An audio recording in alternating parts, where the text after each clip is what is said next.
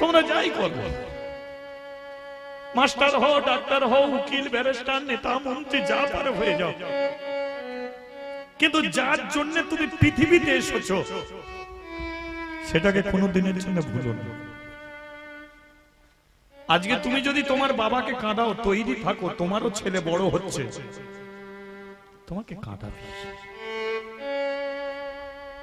ছেলে তার বাবাকে বৃদ্ধ আশ্রমে দিয়ে আসতে যাচ্ছে, বাপ বেটা হেঁটে হেঁটে যাচ্ছে। ছেলে বলল, বাবা তোমাকে যে জায়গায় আমি দিতে যাচ্ছি অনেকটা দেরি আছে যেতে, প্রচন্ড গরম হচ্ছে, বট গাছের নিচে একটু বসো। বাবাও বসেছে, ছেলেও বসেছে,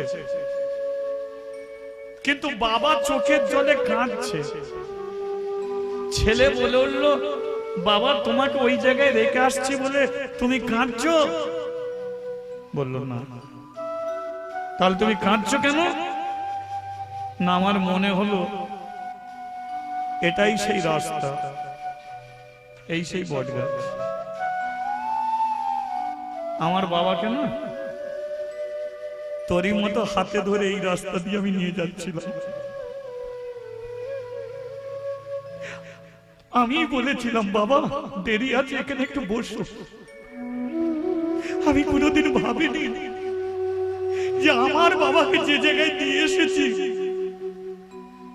আমার ছেলে আমাকে সেই জায়গায় গিয়ে দিয়ে আসে। তাই আমি আমার বাবাকে বট গাছের নিচে বসিয়েছিলাম, আজকে তুই আমাকে সেই বট গাছের নিচে বসিয়ে দিলি। বাবা আমি আমার বাবাকে ওই জায়গায় দিয়ে এসেছিলাম বলেই তো তুই আমাকে ওই জায়গায় দিয়ে আসছিস।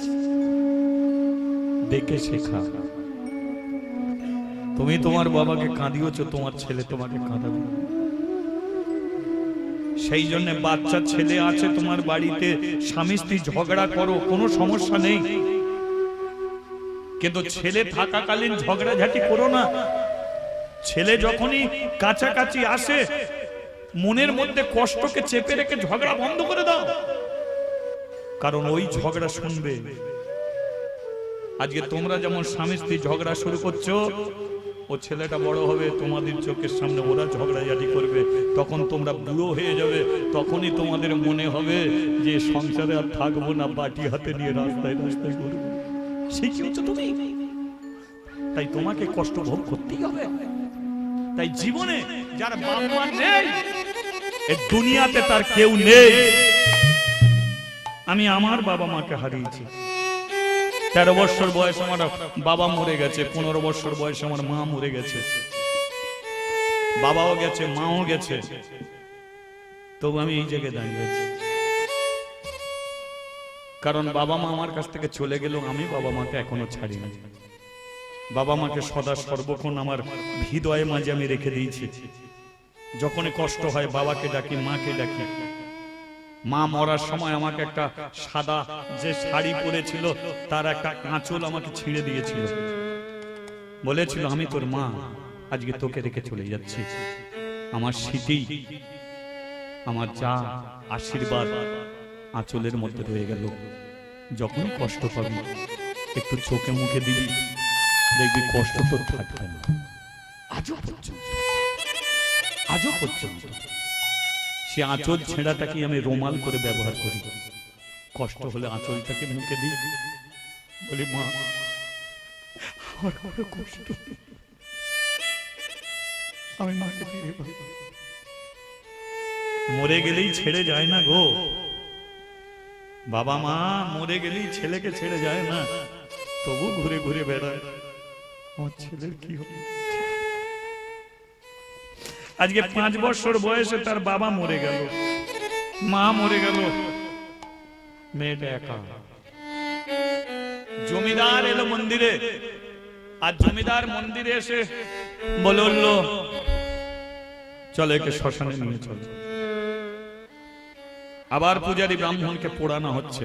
বাংলাদেশের এক কবি, বাংলাদেশ, সেই বাংলাদেশের এক কবি যার নাম ছিল লালন ফকির।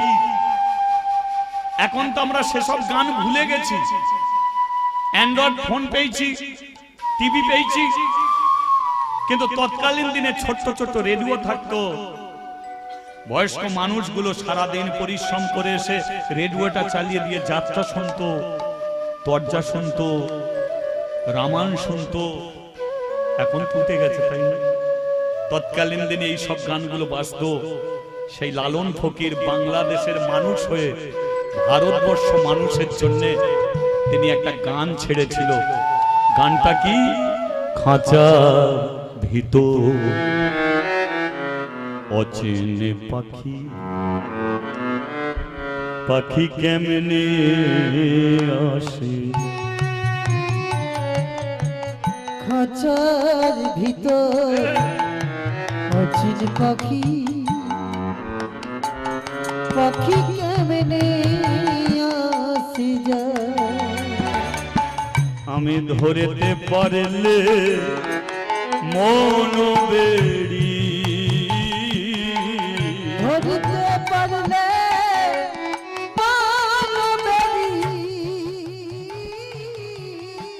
ধরতে পারলে মন বেড়ি, আমি ধরতে পারলে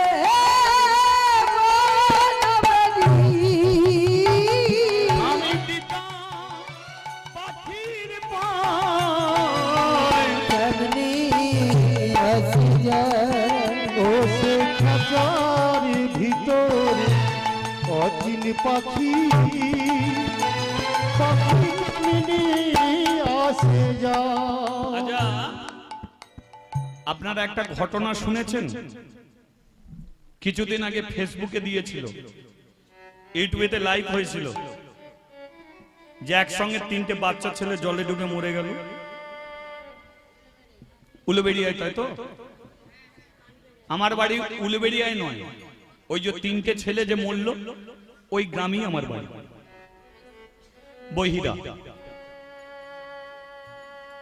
10 বছরের উপরে ছেলেগুলো কেউ নয়, তার ভেতরে 7 বছর 8 বছরের ছেলেরা।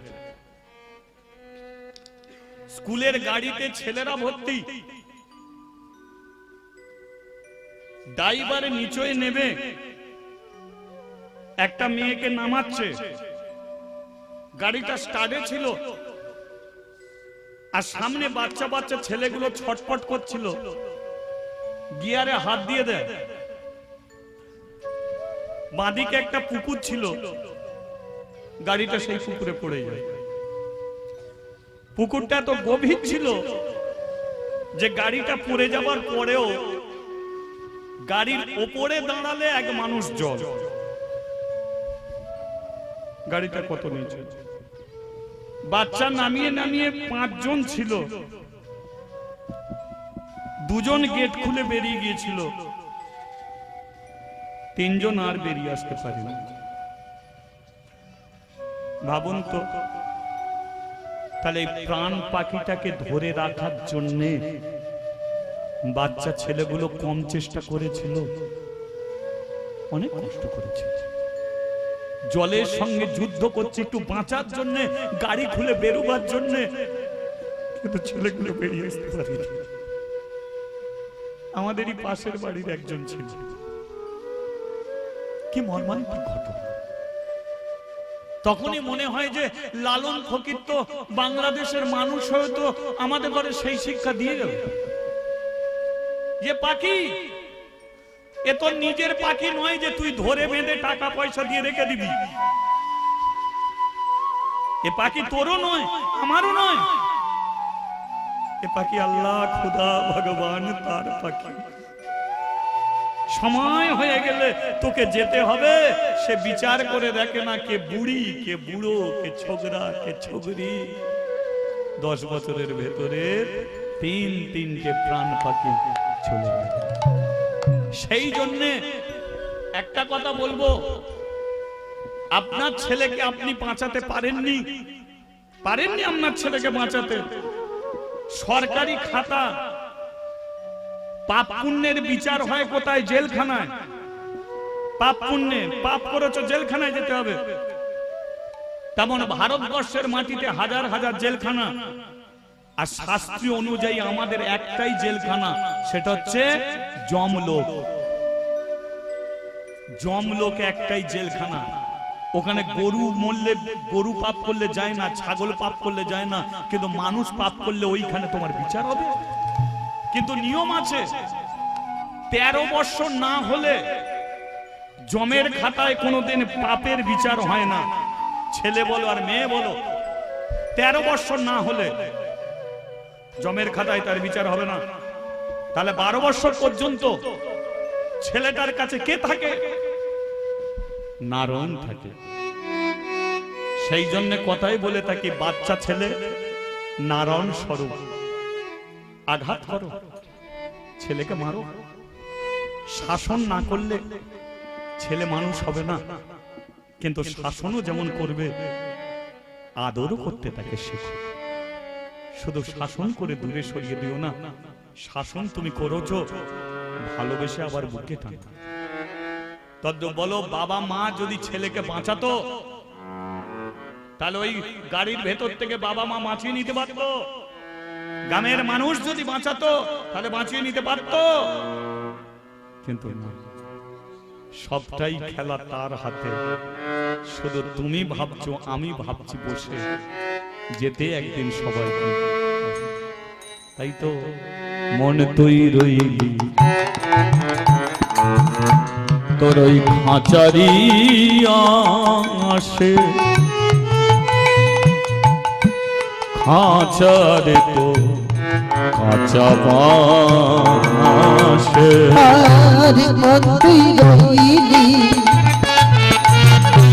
খাঁচারিয়া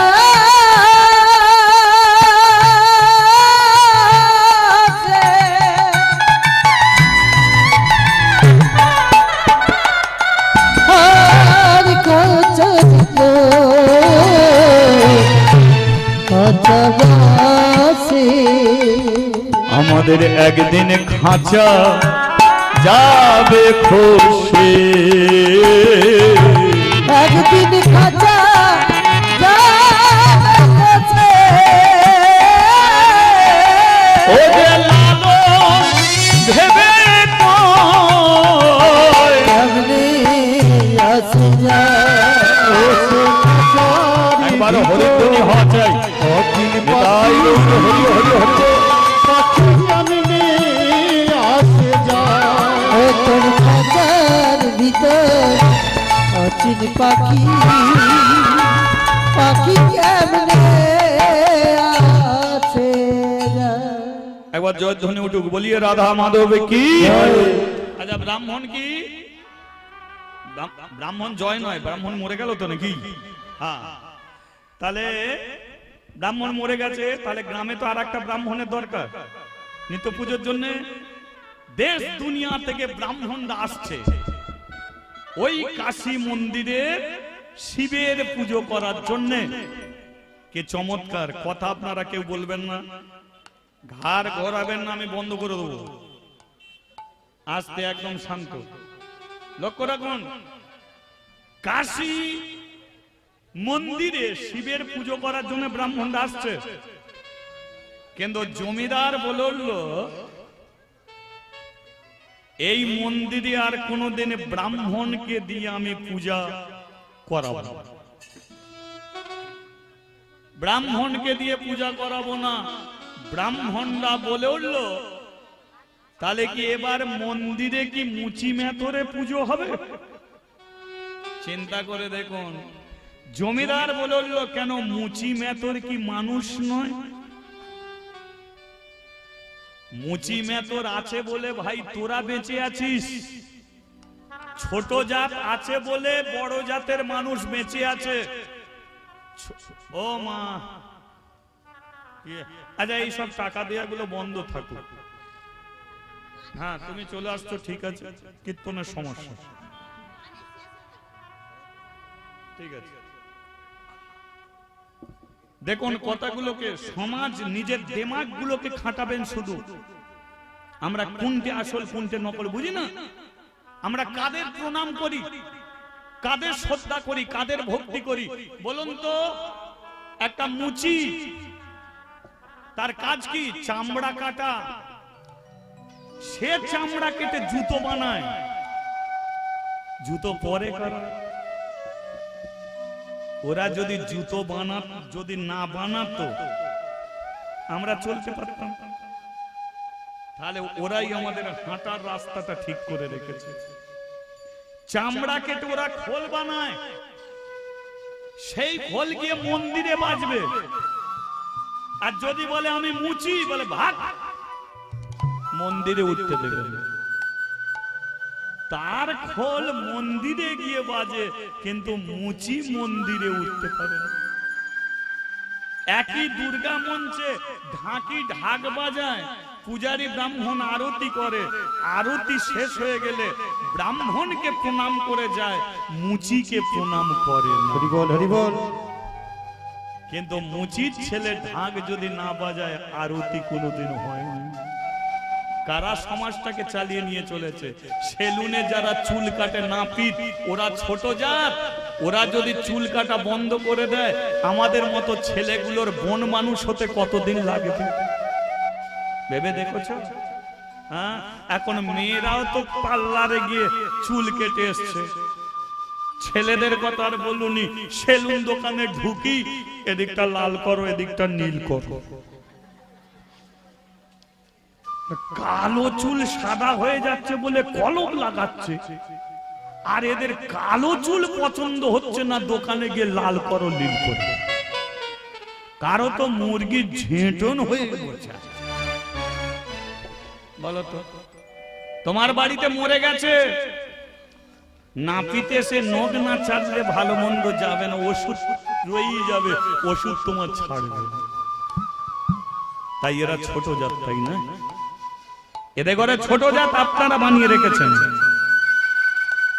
তাই মুচি মেথড দিয়ে পুজো হবে না ঠিকই, কিন্তু এই মন্দিরে পুজো করবে পূজারী ব্রাহ্মণের 5 বছরের মেয়ে কে?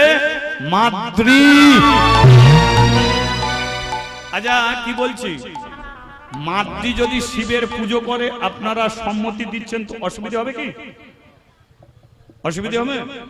অসুবিধা আছে কি? বলি একবার মাদ্রি দেবী কি।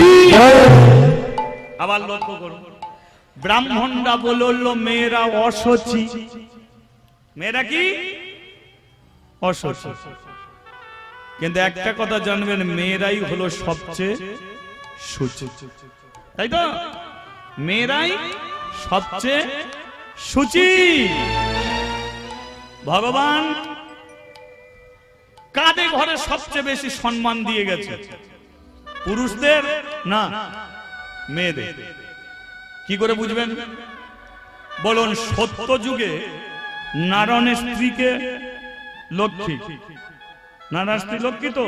আচ্ছা বলুন, নারায়ণ লক্ষ্মী বলে না লক্ষ্মী নারায়ণ বলে? তাহলে প্রথমের সিটে কারা বসে আছে? আমরা তখন মেয়েরা। তেতা যুগে রাম সীতা বলে না সীতারাম বলে? তাহলে সীতা বসে আছে। দাপর যুগে তো কৃষ্ণ রাধা বলে সবাই, তাহলে কে বসে আছে? তাহলে 3 যুগ ধরে কারা বসে আছে? তাহলে এরা বলছে মেয়েরা অসুচি। তাছাড়া মন্দিরে যা যা আছে সব তো মেয়েদের নামে আছে। মন্দিরে সন্ধ্যা দেয়া হয় তো সন্ধ্যা কাদের নাম হবে? মন্দিরে আরতি দেয়া হয় তো আরতি কাদের নাম হবে? মন্দিরে অঞ্জলি করা হয় তো অঞ্জলি কাদের নাম হবে? মন্দিরে সাধনা করা হয়, সাধনা কাদের নাম? মন্দিরে বন্দনা করা হয়, বন্দনা কাদের নাম? সব মেয়েদের নামে আছে। ছেলেদের নামে ঘন্টা ছাড়ার কিচ্ছু নেই।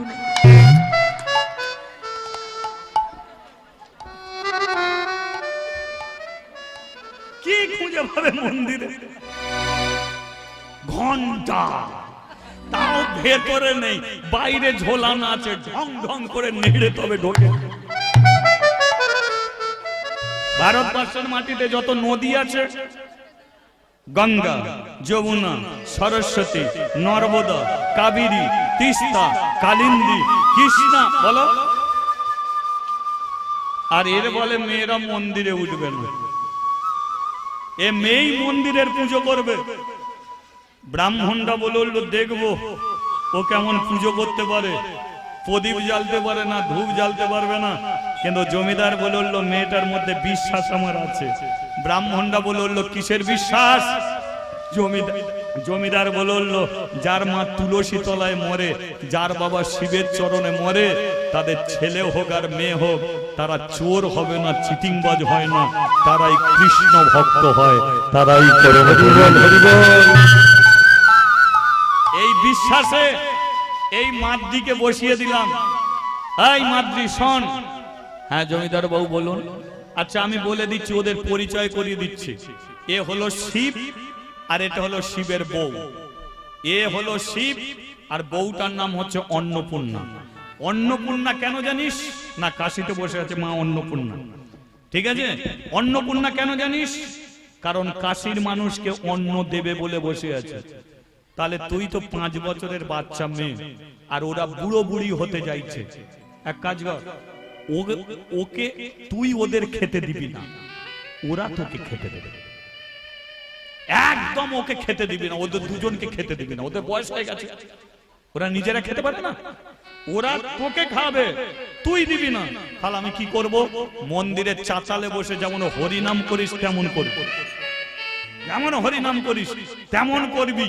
প্রদীপও জ্বালতে হবে না, ধূপও জ্বালতে হবে না, প্রমাণ করে দিবি ভক্তি যার ভগবান তার, ভক্তি নেই যার ভগবান নেই।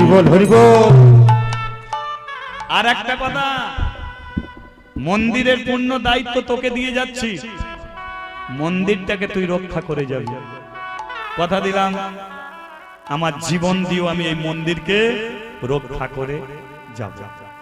তাহলে মাদ্রির ঠাঁই হলো কোথায়? শিবের মন্দিরের ভেতরে না মন্দিরের চাতালে? ভেতরে তো অধিকার নেই, কি করবে সেখানে? প্রদীপ জ্বালতে পারবে না, ধূপ জ্বালতে পারবে না। মন্দিরের চাতালে বসে থাকে, আর কেউ আসুক আর না আসুক, একাই তালি দিয়ে শুধু হরিনাম করে যায়।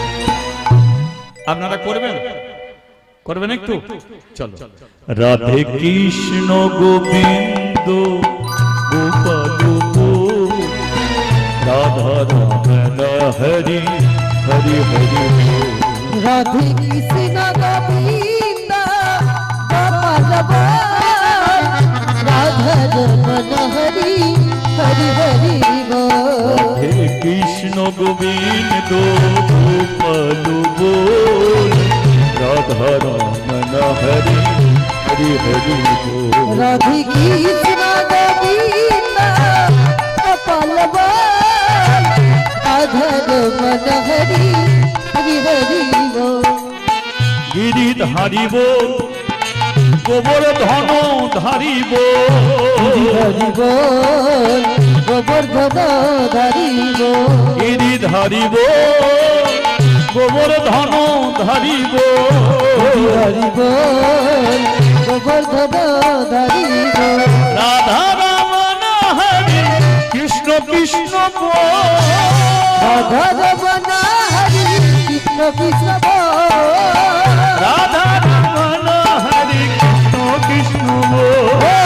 রাধা রমণ হরি কৃষ্ণ কৃষ্ণ বল। রাধে রাধে ও রাধে রাধে রাধে রাধে রাধে রাধে রাধে রাধে রাধে রাধে রাধে রাধে রাধে রাধে। ঠিক আছে ঠিক আছে ঠিক আছে, ও ঠিক হয়ে যাবে, ও ঠিক আছে। আচ্ছা এই রাধার সঙ্গে একটু কানেকশন জুড়ে যাবে, জুড়ে যাবে কি? ওদিকে একবার তালে তালে হোক, দেখি একবার তালি দিচ্ছে। হরিবল, হরিবল। ঠিক করো সবটা, ঠিক করো।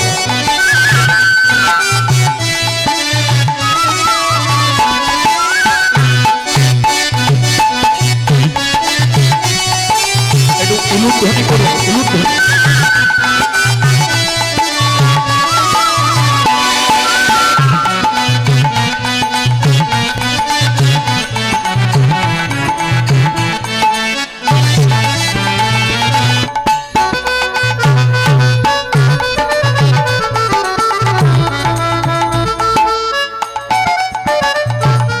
প্রেম সে বলো রাধে রাধে।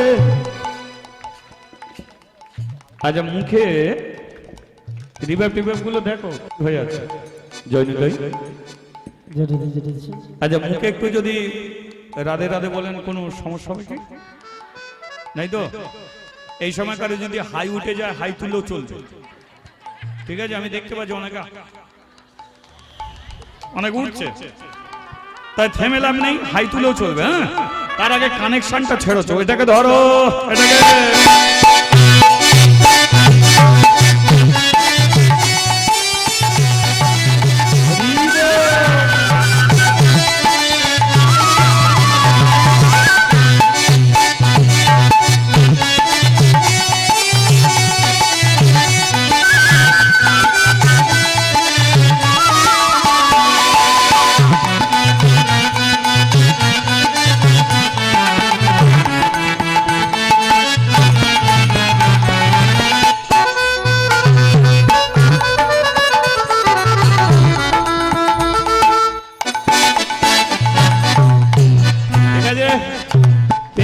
বলো রাধে রাধে।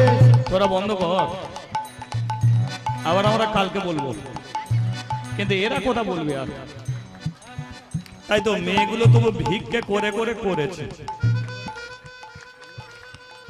আজ মেয়েরা চাঁদা তুলতে গেলে নানান কথা বলে, আর শিবের মন্দিরে আজ একটা মেয়ে ছেলে বসে নাম কীর্তন করে। ভগবান তাদের এত বড় সম্মান দিয়েছে, ওরাই একদিন করবে। তাই নারী জাতিকে অপমান করো না। দাপর যুগে দ্রৌপদী কাপড় ধরে টেনেছিল বলে কৃষ্ণ কুরুবংশ ধ্বংস করেছিল। রাবণ সীতার চুলের মুঠি ধরেছিল বলে রাম তাকে মেরে দিয়েছিল। তাদের নারী জাতি এরা ভয়ঙ্কর। এরা মনে করলে কি করতে পারে, সংসার সুখের হয়। চিন্তা করো। প্রেম এসে বলো, বলছো তো? প্রেম এসে বলো, ভাব এসে বলো, মন এসে বলো, तन से बोलो, दिल में बोलो, सांस में बोलो, आगे में बोलो, सामने बोलो, পিছনে বলো। রাধে রাধে। তোকে বলতে বললাম, পিছনে বলো। আরে তোমরা বললে শুনবো কি করে? তোমরা বন্ধ করো। পিছনে পিছনে বলো। রাধে রাধে। আমি পিছনে আছি তো। मेरे दाएं बोलो, बाएं बोलो, तन ही तन मन ही मन है। রাধে রাধে। दिले दिले রাধে রাধে। मेरे काका बोलो, রাধে রাধে। काकी बोलो, রাধে রাধে। काका बोलो, রাধে রাধে। दी बोलो, রাধে রাধে। भाई बोलो, রাধে রাধে। बहना बोलो, রাধে রাধে। के बोलो, রাধে রাধে। के बोलो, রাধে রাধে। आप तूले। রাধে রাধে। আচ্ছা কিছুক্ষণ হাত একটু ওপরে থাকলে খুব ব্যথা হবে কি? খুব ব্যথা নাই তো? তাহলে একবার উদ্যোগ কি? সারি দুনিয়া হে दीवानी, राधा रानी आपकी। बोलो सारी दुनिया है दीवानी, राधा रानी आपकी। सारी दुनिया है दीवानी, राधा रानी आपकी। सारी दुनिया है दीवानी, सारी दुनिया है दीवानी, सारी दुनिया है दीवानी, सारी दुनिया है दीवानी। राधा रानी आपकी। सारी दुनिया है दीवानी, राधा रानी आपकी। सारी दुनिया है दीवानी, राधा रानी आपकी। बोलिए राधा रानी की, जय। श्याम सुंदर की, मदन मोहन की। এদিকের হলোটা কি?